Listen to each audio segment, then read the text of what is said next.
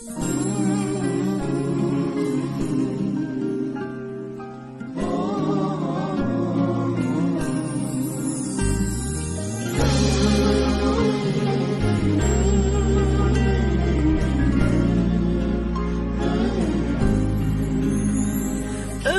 qatarı keçdi, əfsus daha çox geçdi.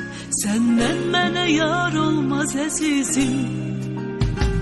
Gör bir neçə səhv etdim, dünyamızı məhv etdim. Yoxdan daha var olmaz əzizim.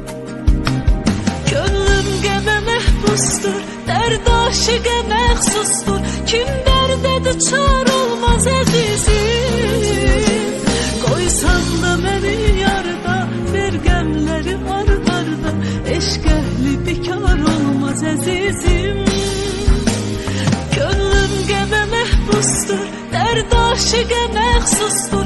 Kim dərdə düçar olmaz əzizim.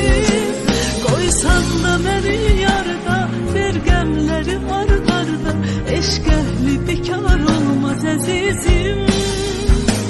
Sal yadə məni hərdən, bir sevdiyi dilbərdən. Hər halda kənar olmaz əzizim. Sındı ürəyim amma, bir də düzələr sanma. Bir günlə bahar olmaz əzizim.